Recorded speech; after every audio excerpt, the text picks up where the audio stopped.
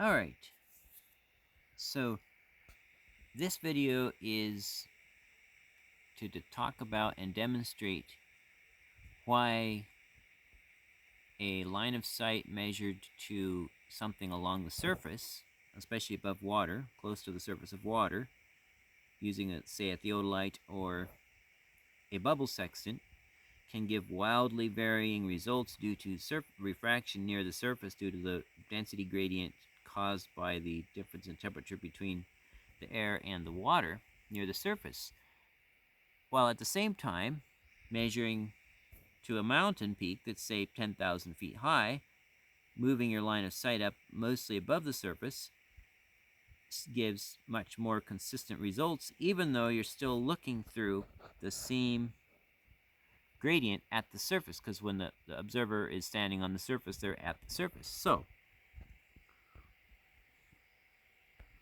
okay, so you see, look at the little model boat I made. I named it the Hanua because I was once the alternate first mate on the Hanua going from Seattle, Washington to the Wood River in Alaska. So you can see we've got some crazy wild refraction here. Our curved road stake here appears actually a little concave. We can get right down low. We can still see the good ship Hanua, even though she should be entirely behind the horizon. So we've got some crazy wild refraction going on here. But up there is Candle Mountain. Quite undistorted and very natural looking. So, let me turn out the overhead here. And, unfortunately, you might notice my green laser flickering. I do believe my favorite green laser is dying, but I've had it enough years. I guess it's done its duty for me. So anyway, you can see that the laser here is coming in and curving, actually almost a little bit more than the curved stake. So we have strong refraction going on here near the surface, as we just saw from the end view. But what I'm going to do is I am going to notice we're going right through. This is how high the observer is, right here. He's just right close to the surface. I'm going to drop the laser down. Let's see if I can do this with one hand without tipping everything over. Drop it down, tip it up. Okay. There's bubbles on the surface sometimes, on the glass sometimes, just for it. Okay, you can see now we've got the line of sight going through the same observer height as we had before. And you'll notice, and as you may recall, when we were looking at the ship, it was all distorted a bit and wildly refracted up. So right here, we know that this light has to be curving a little bit right here, because we just saw that when running parallel to the curved stake, the light was curving also. But now let me get back here. See, oh, now the laser beam's going up there to Candle Mountain, which is burning nice and bright. I can dim it down a little. I have it shooting just past Candle Mountain, otherwise we wouldn't be able to see anything, just glare. So you can see, let me get back here, line up as best as I can. Let's see here. Oh, okay. What you pay for, and I work cheap. So you can see, right? Where's my pointer? There's my pointer. Sorry, Travis. My on-screen pointer's better than yours. So you can see right here, it's obviously curving a little bit because we know there's a curving gradient there. But up here, you can see it breaks out of that, and now it's basically just straight all the way up. So the reason measurements to high altitude targets, even when you're standing on the ground in a strong gradient zone, the angle to the mountain can still be surprisingly accurate, because the amount of time that, or the amount of distance that your line of sight is actually in the strong gradient zone is very limited. So you get an accurate reading. And this happens because the curving, the angular displacement due to refraction is an accumulative thing, linear with the distance. Like if it curves an arc second in a mile, it's going to curve a second arc second in the second mile, and a third arc second in the third mile. So it's like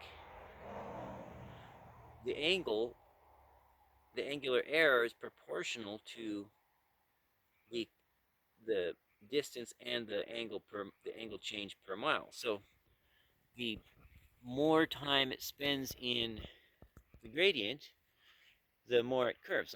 Let me go back to the first setup here. Bring this down. Trying to do this with one hand without dumping anything.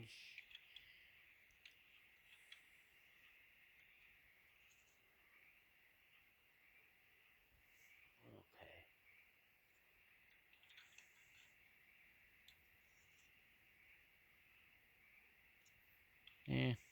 Yeah. Okay. I'm still refilming. Oh, good. I accidentally pushed a button, but it says we're still filming. Oh, let me bump this up just a little. Okay, how's that? Well, it's not perfect, but you get the idea. All right, so you can see our curving road stake. You can see the rope underneath it is very taut, like a bowstring, and the stake is curving. You can also compare it to the bottom and the top of the fish tank if you want to reference straight things. And the reason you can't see the surface of the water is because it's very full. It is literally just a quarter-inch under the top edge of the tank. So that's where the surface of the water is today. Come on, focus. There we go. So you can see the overall angular change on that beam from the point it starts to the point it ends is a significant angular change. If you measure the elevation angle to that ship from this observer point on the right with, say, a theodolite or a bubble sextant, you would find it to appear above eye level because, see, when you measure the angle of the light, you're measuring an upward slope. Up, up, up, up. You'd actually be seeing it lifted up significantly, and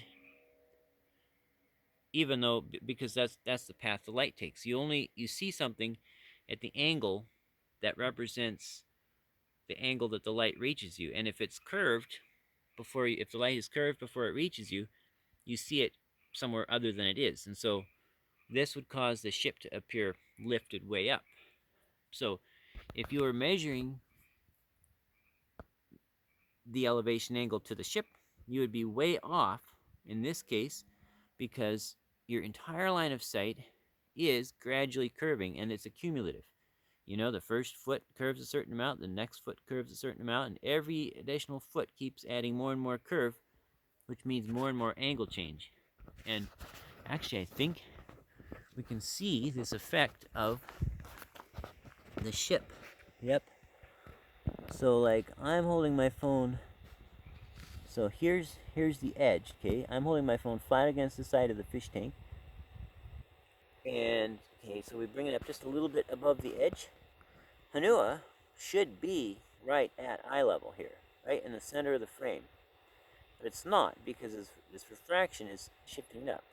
And the angle of light reaching us from the ship is coming, appearing from above because it's arcing over. Now I just lifted way up above the, now I'm like a couple inches above the end of the stake. And now we've got Hanua, let's see, that's about 3 inches above the end of the stake, which is level. So this puts Hanua center of frame, but she really should be dropped down a lot more. So we're still getting a lot of lifting refraction here. Let's see how this laser beam straightens out. Yep, okay, look at that. The camera is right about at the height of where the laser beam enters the tank. And that curving laser beam appears quite straight. you go up a little, curve it one way, down a little, curve it the other way. So it's like, you know, if it curves one way and then the other way, we know that at some point it has to appear perfectly straight. So anyway, now that we have seen how the line of sight, when close to the surface in a strong gradient, all along it accumulates more and more angular bend, angular change, and so we can see we would have a huge error from reality in this case. But when we